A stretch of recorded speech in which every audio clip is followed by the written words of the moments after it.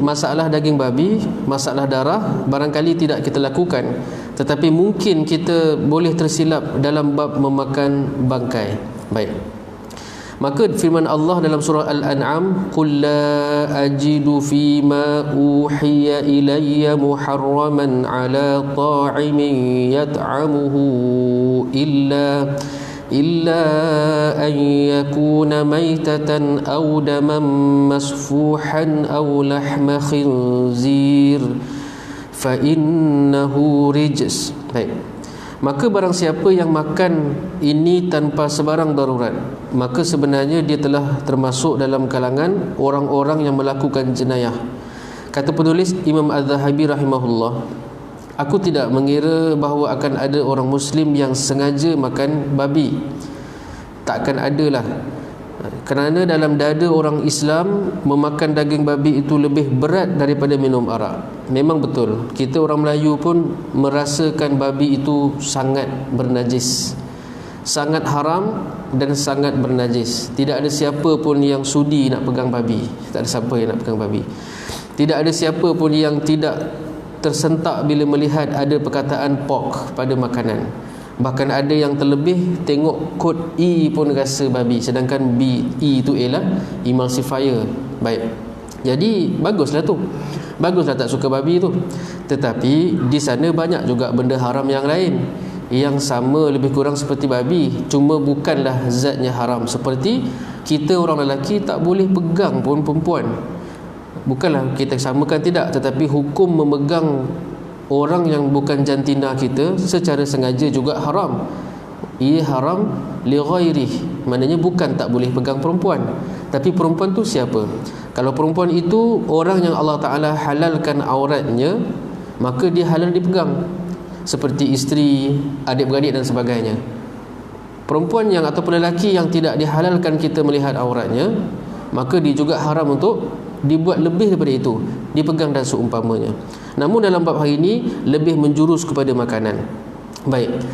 Jadi tuan-tuan sekalian, kita nak tahu bagaimanakah satu-satu makanan tu halal ataupun tidak. Prinsip kepada makanan yang halal ialah ada 4. Yang pertama sekali, makanan tu bukan terdiri daripada bahagian ataupun seluruhnya daripada binatang-binatang yang telah pun Allah Ta'ala haramkan secara nas. Secara nas. Babi, Allah sebut babi itu sebagai babi. Allah sebut binatang yang ditanduk, maknanya binatang-binatang ni bukan binatang yang boleh dimakan. Itu yang pertama.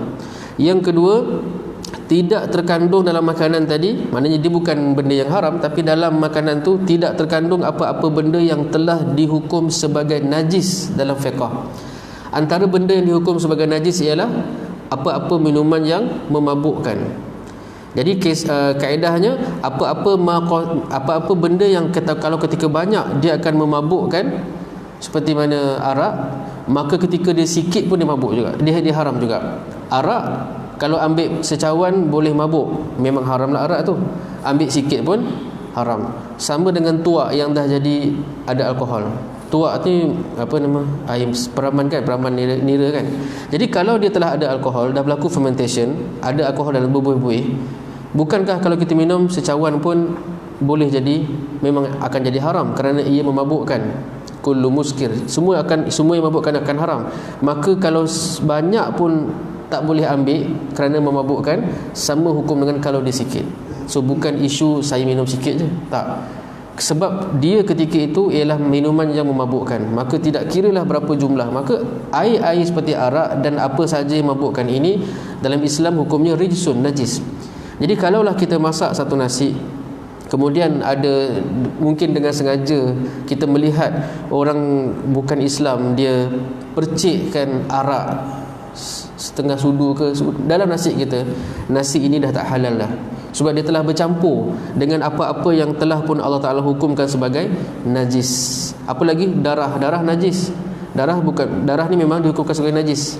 Darah semua tu najis. Apa lagi? Nanah, maknanya yang daripada bawah kulit keluar, yang tu memang najis. Nanah, darah dan seumpamanya. Baik. Yang ketiga,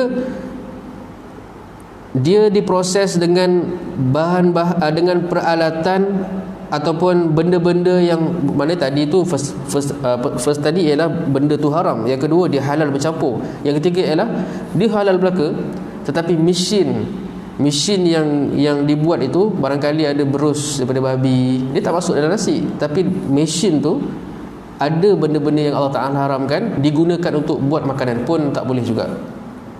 Dan yang keempat, tidaklah dalam masa menyediakan atau proses itu dia bersentuh, maknanya dalam bab logistik. Barangkali dah siap clear semua, tetapi makanan tadi dihantar dengan lori babi dan seumpamanya. Bukanlah makanan itu haram, tidak, tapi untuk dapatkan status halal jakim, kesemua proses ini perlu diperhatikan. Maka ada 6 benda dalam supply chain tu, termasuk logistik. Jakim akan ambil kira lori syarikat mana yang hantar makanan ni. Kalau didapati makanan tadi halal semua aspek kecuali logistik, tetap juga takkan diberikan sijil halal. Jadi tuan sekalian, kita kena ada keyakinan kepada pentadbiran halal di Malaysia, sebab bukan senang. Ramai orang ingat Cina masukkan najis dalam dia. Tidak. Sebab setiap kilang yang nak halal, mereka wajib menggajikan 2 orang eksekutif halal dalam operasi dan pentadbiran. Maknanya pegawai halal lantikan kilang yang dapat tauliah jakim ni sebagai eksekutif halal, dia akan duduk dalam kilang tu, operasi dan pentadbiran. Dan beberapa aspek dalam pemprosesan makanan tu pun dikuasai kuasanya oleh pegawai halal. Seperti kalau kilang ayam kan ada stunner, mesin stunner. Tengok kilang lah. Ayam mas tak pakai stunner, bagus. Ayam mas masukkan ayam dalam kon besi, so kepala ayam terjulur, dia sembelih. Mesin sembelih, bukan mesin sembelih, orang sembelih. Baik. Tetapi ada kilang seperti PK Agro di Senawang dan kilang-kilang lain, dia gunakan stunner air.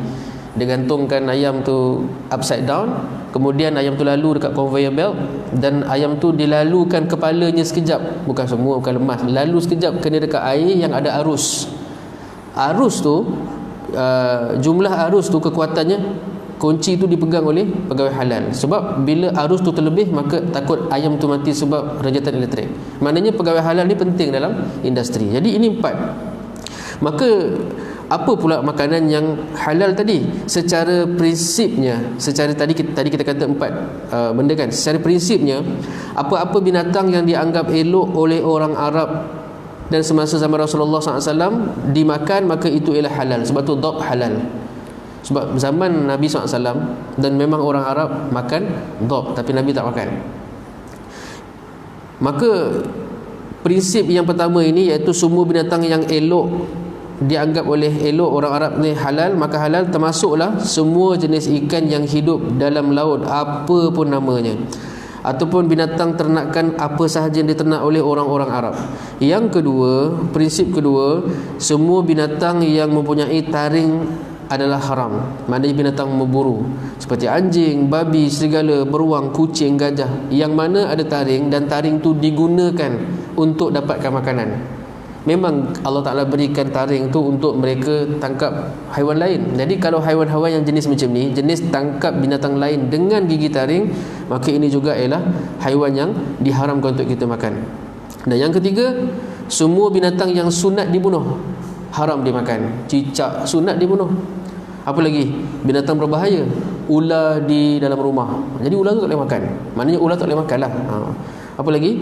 Gagak, tikus dan seumpamanya. Baik. Gagak ni ada perbahasan sikit lah, tak apa. Jadi itu ialah antara prinsip-prinsip makanan yang halal. Jadi secara, kalau kita buka surah Al-Ma'idah ayat 1, 2, 3, ayat 1, iaitulah ayat 1, ayat 2, ayat 3, hurrimat alaikumul maitatu waddamu tu, yang panjang itu. Dalam ayat ini ada 10 binatang yang Allah Ta'ala haramkan. Ada 10 binatang yang Allah Ta'ala haramkan dalam ayat 3 surah Al-Ma'idah. Iaitulah yang pertama yang kita bincang hari ini, iaitu maitah, bangkai. Jadi kita nak baca bangkai ni, sebenarnya apa itu bangkai? Bangkai ni bukanlah binatang yang bukan binatang yang mati begitu saja. Betul. Binatang yang mati begitu saja, betul, itu bangkai. Tapi binatang yang mati begitu saja itu salah satu daripada bangkai. Bangkai ini ialah apa-apa haiwan yang mati dengan cara tidak disembelih ikut syarak. Jadi maknanya kalau binatang tu mati kerana dilanggar, dia mati bukan disembelih ikut syarak. Binatang yang mati disembelih tapi tak putus, akhirnya mati, sama juga. Maknanya apa-apa binatang yang mati tanpa disembelih ikut syarak. Sebab syarat untuk kita ambil binatang sebagai makanan ialah kita yang ambil nyawa dia, bukan kita ambil, bukan kita Tuhan. Kita yang putuskan nyawa dia. Memang Allah matikan dia, tapi siapa manusia yang nak makan itu, ataupun siapa manusia, dia menjadi sebab kepada matinya haiwan tu. Itu syarat untuk kita makan binatang, ayam ke apa ke. Kitalah ataupun manusialah pihak yang menyebabkan kematian secara syarak. Secara syarak, langgar tak boleh secara syarak, iaitu dengan 3 cara sembelihan, kan? Yang pertama, sembelih dengan pisau. Sembelih dengan pisau ataupun benda tajam. Itu sembelih yang pertama. Cara kedua, tuan-tuan, kita makan yang cara pertama. Yang kedua, membunuh dengan peralatan yang boleh membunuh selain pisau, bagi haiwan-haiwan yang memang tak boleh ditangkap dan dijatuhkan, seperti senapang, panah dan sebagainya, tombak. Bismillah, lontarkan lembing, kena dekat kijang, kalau mati halal, kalau tak mati sembelih. Gitu. Tembak, takkan kita nak panggil dia, kita terpaksa buat jerat dan sebagainya. Tapi kalau cara ketika itu boleh tembak, tembaklah. Itu juga sembelihan dalam Islam. Cara yang kedua, menggunakan alat lontaran daripada jauh. Yang ketiga, menggunakan al-mukallib, menggunakan anjing buruan.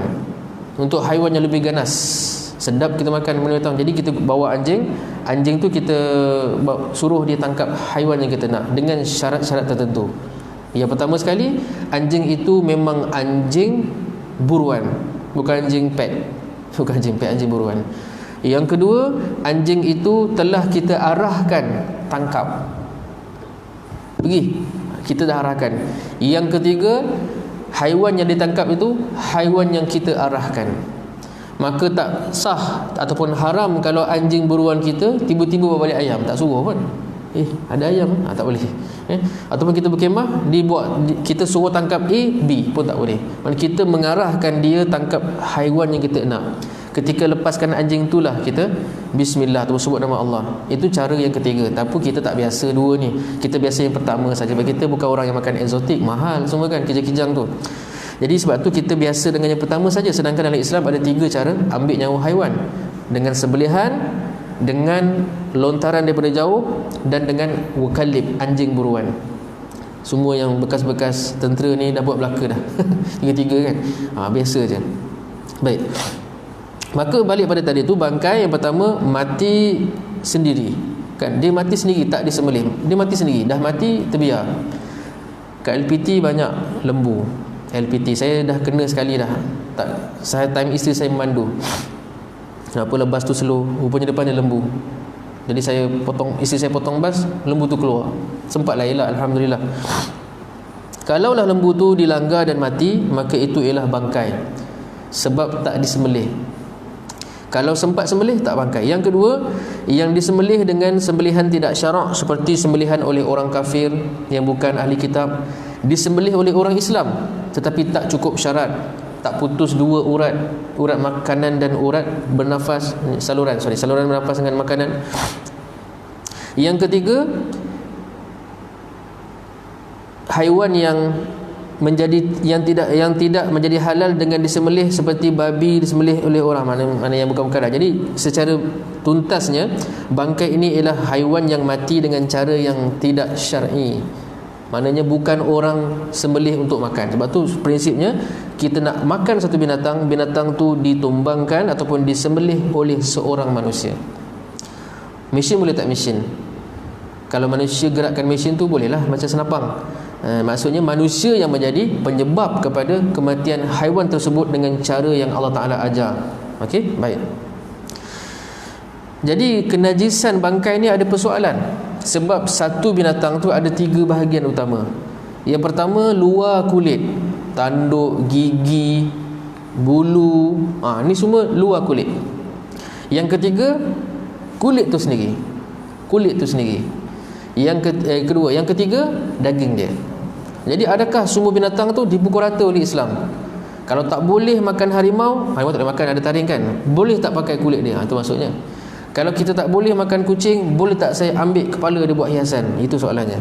Jadi maka yang ada di luar kulit seperti bulu dan seumpamanya, hukumnya suci dan tidak najis. Maka apa-apa binatang pun yang bukan binatang haram, maknanya bukan selain babi dan anjing untuk mazhab kita, bulunya tidak najis. Walaupun ada perbahasan, apa-apa yang tercabut daripada binatang hidup itu najis, termasuklah bulu. Macam sebab tu ada persoalan, adakah kucing tadi najis? Ya, kalau ikut mazhab memang najis, sebab ketika kucing itu hidup tercabut satu, bulu tu dianggap sebagai macam badan juga tercabut. Maka dihukum tidak suci. Namun kerana zaman Nabi SAW sendiri memang kucing ni binatang yang berkeliaran, memang banyak, maka kenajisan itu dimaafkan. Maknanya tak apa kalau bulu kucing kena pada baju kita. Kita kena faham konsep najis, sebab najis ini berkaitan dengan sah ataupun tidak solat kita dan ibadah yang lain. Najis, dia tidak boleh pindahkan kenajisan dia.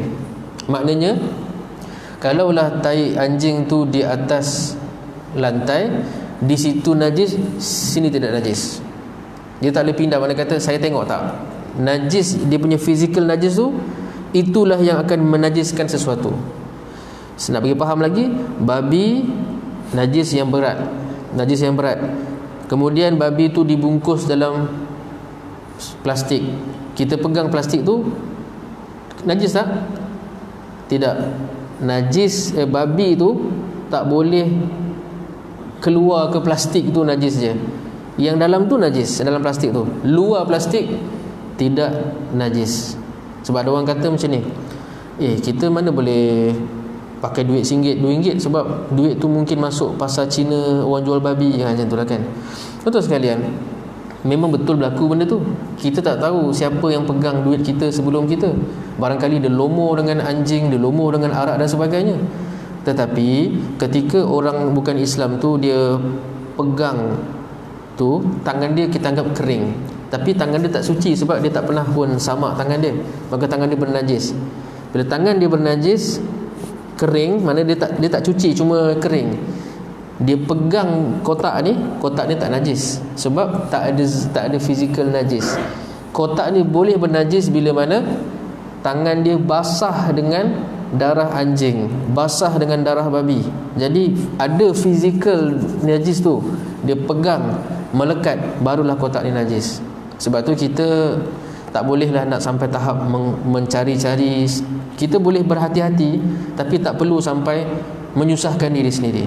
Jadi yang paling bagus ialah ambil langkah berjaga-jaga. Seperti saya lah, saya basuh baju kat rumah, tapi kadang-kadang saya suka basuh baju dekat Dobi Shilling sebab sabun dia wangi sangat, wangi betul bau dekat. Jadi saya dekat Seri Kembangan, orang Cina semua, tempat Cina. Orang Cina ni kita tahu, baju dia kena anjing, baju dia kena babi yang dia makan, dia minum arak. Saya tuan-tuan kalau duduk tempat Cina, mereka beli arak bertin-tin, arak RM8 tu kan, 6 tin, 8 tin. Dia dah memang itu hidup dia. Babi ni tak tahulah, tapi dalam bak anjing tu kebanyakannya ada anjing. Maka kalau kita gunakan mesin tu, walaupun kita tak nampak, tapi kita boleh anticipate, kita boleh agak. Cina-Cina yang hantar baju dalam mesin tu, baju dia ada apa? Ada bulu anjing, bekas-bekas anjing, macam-macam lah, bak skotih yang terpercik. Jadi dalam mesin tu dia pusing. Mesin tu tidak disertu. Mesin tu tak ada siapa pun nak ambil air tanah yang sepan lap, rosak mesin. Maka cara paling baik ialah tak guna mesin tu lah. Cara paling baik, berhati-hati. Saya pergi Putrajaya, setengah jam tu 20 minit bawa kereta. Sebab Putrajaya boleh kata 100% orang Melayu, adalah sikit je orang bukan Islam, tapi kebanyakannya orang Islam. Pengguna Dobi juga ialah orang Islam. Maka kita yakin. Jadi saya bukan tak boleh guna mesin. Fiqh tak, Islam tak suruh kita siasat. Tanya, akak basuh mesin tadi, baju akak ada anjing, tak payah macam tu. Kalau kita, melainkan kita nampak dengan mata kita sendiri, kita kenal orang ni ada anjing kat rumah, baju merah dia semalam dia pegang anjing, nampak dia pegang, jadi baju tu dia masuk dalam mesin, memang najis sebab memang ada zat bulu-bulu tu kena dekat baju. Jadi masuk dia gaul dalam mesin tu, Allah. Sebab tu tuan sekalian, nak guna dobi, shilling, kena pilih tempat yang paling bagus. Kita tak kata orang kafir tu pengotor, tidak, tapi mereka hidup dengan cara tu. Ada anjing, ada babi, ada arak dan sebagainya. Arak najis. Jadi bila najis tadi tidak disucikan, dia taklah berjangkit ke baju kita. Kalau baju tu ada kandungan bekas anjing, tak ada bulu pun, cuma kena anjing, masuk mesin, tak najis mesin tu. Jadi najis kalau ada bulu dalam tu, ada arak yang terlarut, dia tak kering lagi dekat baju tu, dia basuh, tu najis. Kita tak tahu. Maka lebih baik kita jangan gunakan mesin dobi yang bercampur-campur penggunaannya. Tak kira lagi orang yang entah muntah. Saya geli mesin-mesin sebenarnya, sebab anak muntah dia geli, dia tak nak mesin dia kotor, dia letak kat dobi tu. Dia anak dia kencing, tuan-tuan kena fikir benda ni, kena kencing dekat toto, dia tak nak kotorkan mesin rumah dia, dia pergi dobi. Ada orang jenis gitu. Dia sayang mesin dia tak sayang mesin sebab dia bayar kan RM4. Jadi dia masuk aja macam-macam dalam tu. Maka tak tahulah sebenarnya betapa kotornya mesin-mesin dekat luar tu. Tuan-tuan pilihlah tempat yang ataupun kedai yang memang orang Islam. Bukan tak kotor Islam ni, tapi tidak najis. Tidak ada isu najis. Isu kotor mungkin ada, tapi bukan isu najis. Baik. Maknanya yang luar kulit tak ada masalah. Yang kedua, yang di bawah kulit seperti daging, ni daging lah, maknanya dagingnya sendiri hukumnya najis secara ijma'. Maknanya apa-apa haiwan yang bertaraf bangkai, yang mati bukan disembelih, dagingnya memang najis. Maknanya daging kambing mati kena langgar, najis. Bila kambing tu kena kat kita, najis dah kita ni. Kita kena ambil air mengalir, bersihkan sampai hilang bau, warna dan rasa. Qul la ajidu fima uhiya ilayya muharraman ala, yang saya baca tadi tu, tidak aku peroleh dalam wahyu yang diwahyukan kepadaku sesuatu yang diharamkan bagi orang yang hendak memakannya, kecuali kalau makanan itu bangkai atau darah yang mengalir ataupun daging babi, kerana sesungguhnya semua itu kotor. Rijsun, apa-apa yang Allah telah rijsunkan itu najis hukumnya. Arak Allah telah berikan taraf rijsun. Darah bangkai ni Allah telah namakan sebagai rijsun. Apa-apa yang rijsun dalam Al-Quran, dia najis dan boleh menyebabkan solat kita, ibadah kita tidak sah kalau rijsun itu fizikalnya ada di sini, ataupun kita pernah pegang dan tak basuh tangan kita. Baik, dikecualikan daging yang bangkai ini dalam beberapa keadaan. Pertama sekali, bangkai ikan dan belalang. Mana ada orang sembelih ikan? Cuma adalah mazhab, saya tak ingat, Imam Malik ataupun ni, yang mengatakan ikan besar kena sembelih. Nak sembelih kat mana? Dia tak ada leher kan? Maknanya bukan maksudnya sembelih leher, mematikan ikan tu sebelum dimakan. Tapi secara umumnya mazhab kita sekalipun, yang jumhur, ikan dan belalang ini memang bangkainya halal. Ambil ikan, simpan dalam icebox, dia mati sendiri, tak ada masalah. Saya sebenarnya suka makan fresh food, tapi saya kesian dengan cara food preparing untuk fresh food. Tuan-tuan, kalau kita makan lobster, makan ketam, macam mana dia bunuh ketam tu dengan lobster? Dia terus masuk dalam air panas. Dia takkan tunggu mati. Sebab saya beli lobster, saya tahulah saya beli lobster. Lobster ni dia susah nak mati, dia lambat mati. Dia ketahanan kat luar tu agak lama, 4 jam. Saya nak pernah sekali tu saya nak tak jadi makan lah lobster saya tu. Saya cantik warna biru, saya keluarkan sebab tetamu datang, dan ke atas masuk air klorin, tak mati. Tak mati pula, biasa mati kan tak mati. Dia duduk dalam air klorin tu, dia jalan-jalan. Saya ambil dia, saya letak dalam freezer, sebab orang ajar tu dia slow death, tapi tak seteruk masuk air panas. Masuk tak mati juga, setengah jam dia dah lemah dah dalam freezer tu, macam dah perlahan. Tapi saya keluar, dia elok balik. Alah, tak jadi masuk aiskrim, lepas sekarang hidup tak jadi makan. Tapi kalau saya nak makan, saya tak nak tengok cara dia. Tapi memang itulah caranya. Ambil lobster, udang hidup-hidup tu, ketam, masuk dalam air panas. Rasa tak apalah, memang tu cara kan, wallahu alam lah. Baik.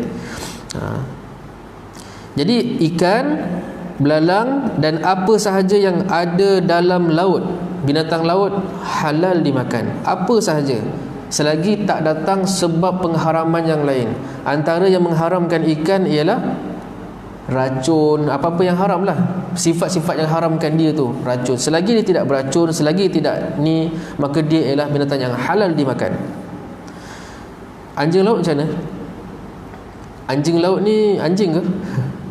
Orang Melayu bagi nama dia seal, dia bukan anjing. Dia tak ada kaitan langsung dengan anjing. Cuma part mata sampai hidung tu macam anjing, yang tu aja. Jadi orang kita bagi nama anjing. Sing laut, adakah nama dia seal? Tak kan? Walrus saya tak ingat nama bahasa Inggeris dia. Jadi dia bukan anjing. Maka sebenarnya dia boleh makan tak? Adakah dia dua alam? Ni semua kena kuliah oleh penceramah lain tentang kedudukan haiwan dua alam. Baik.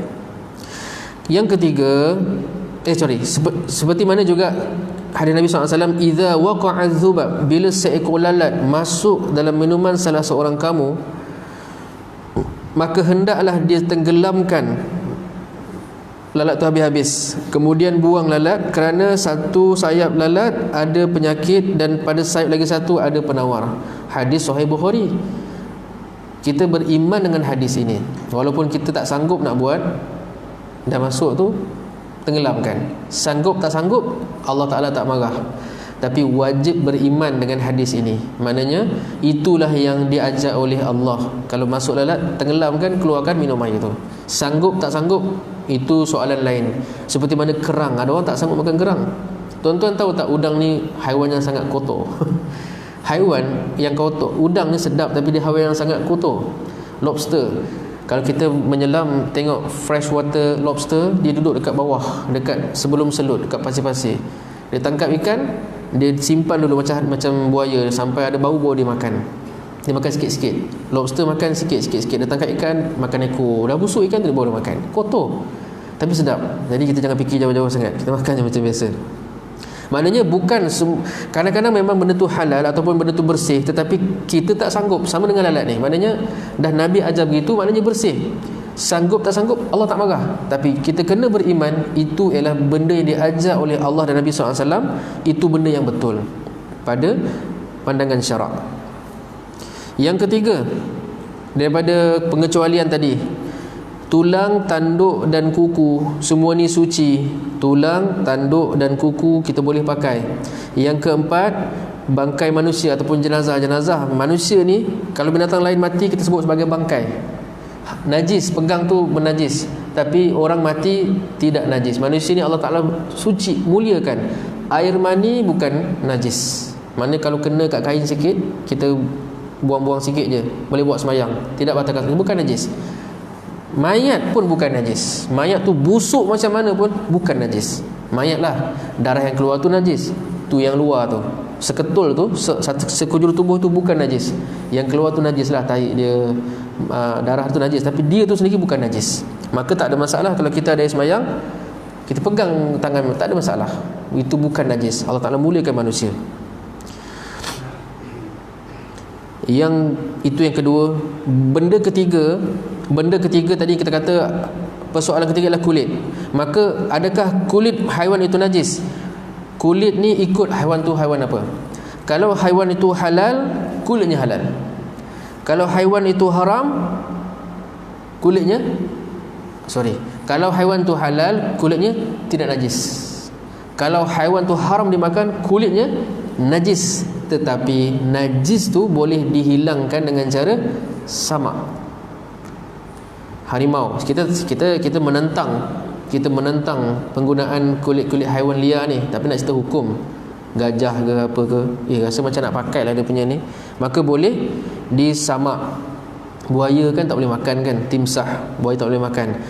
Bila kita buat samak, maka hilanglah kenajisan tersebut.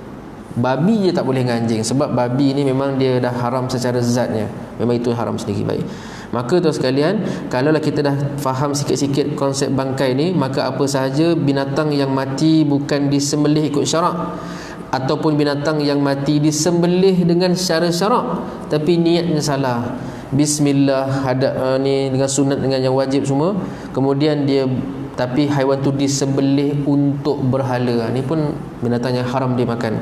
Apa-apa binatang yang telah diniatkan untuk patung-patung, kita tak boleh makan.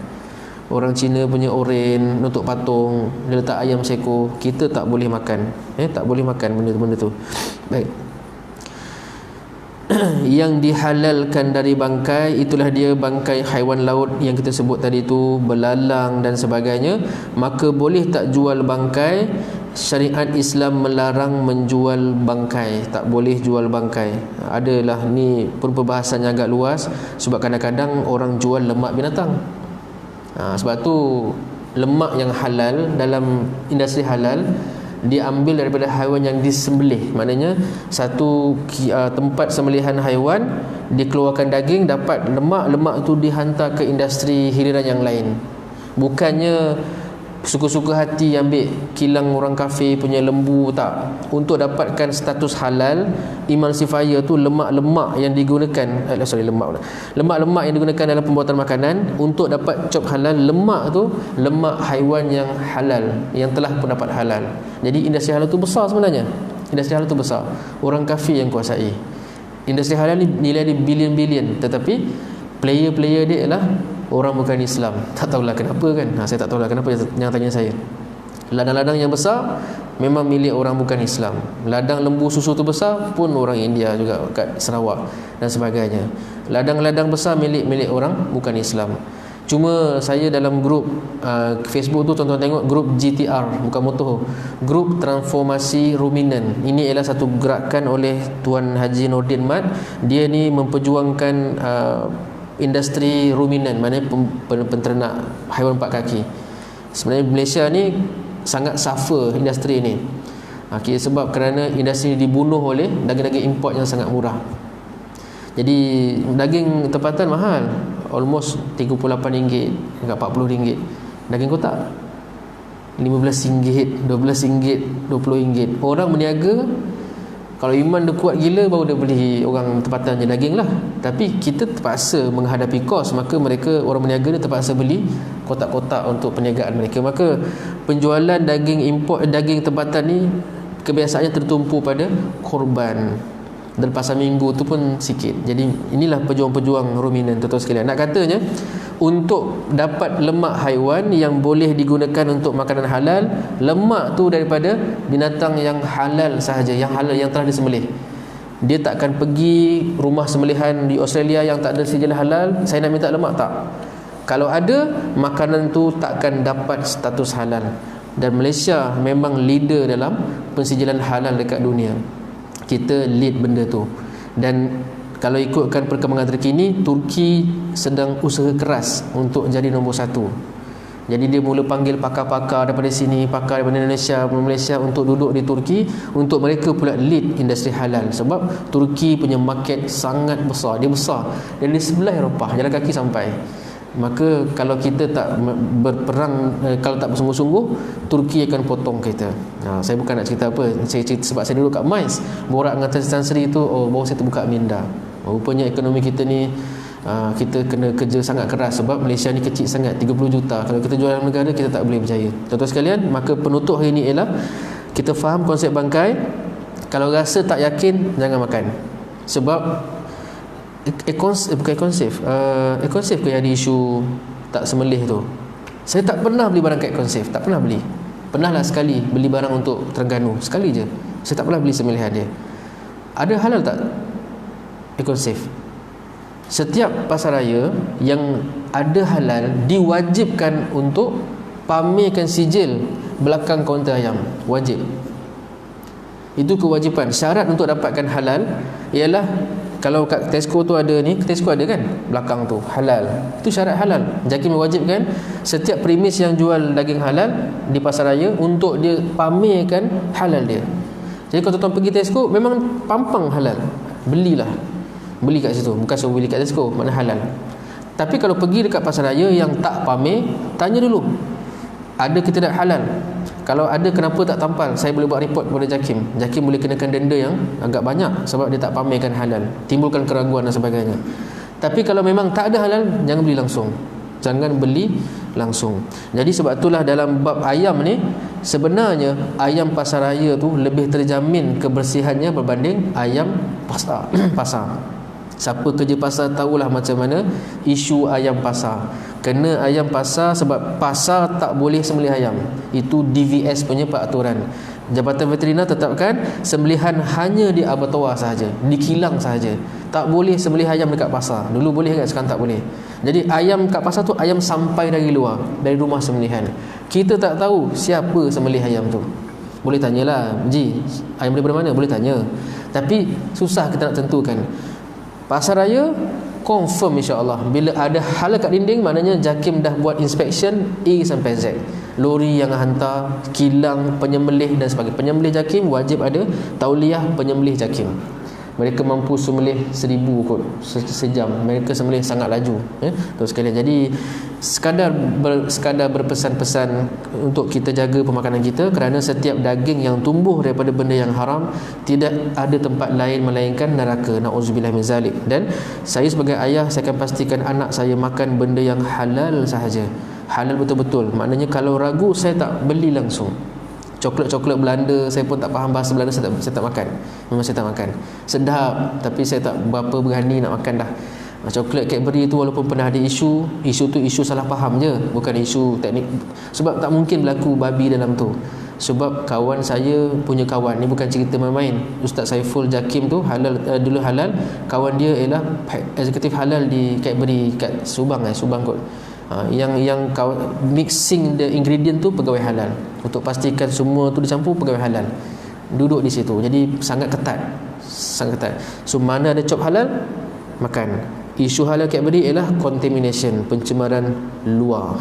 Kau orang nak jatuhkan dia ke, kau orang ada babi pergi selet-selet ke dan sebagainya, Allah alam lah. Tapi bukan isu di kilang. Maka tuan sekalian, kita bersyukur di Malaysia ada halal JAKIM. Maka yang ada halal belilah. Kalau tak ada halal bukan haram, tetapi kita kena tengok lebih sedikit. Dan saya sebut tadi pasal dobi.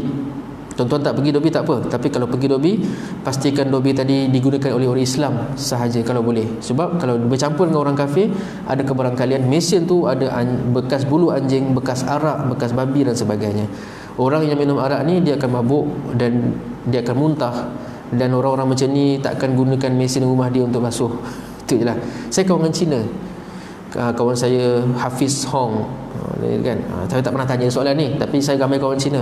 Orang-orang yang minum arak ni Cina India ke, dia akan minum sampai dia mabuk, sampai dia sedar dan akan ada muntah dan sebagainya ataupun macam-macam. Jadi baju tu dia memang takkan gunakan mesin rumah dia. Mesin rumah dia mahal, dia akan swastakan ke mesin luar. Kita tak tahu apa yang berlaku di mesin-mesin luar tu. Maka tuan-tuan cari mesin yang digunakan oleh orang Islam saja untuk jaga kebersihan baju yang mungkin kita nak bawa dalam solat. Wallahu alam. Assalamualaikum warahmatullahi wabarakatuh. InsyaAllah next time kita bincang pasal istibra'. Dosa tu dosa tak istinja. Tapi dalam fiqh ada dua perkataan. Pertama istinja. Istinja ni apa? Dah keluar kencing, kita cuci kemaluan.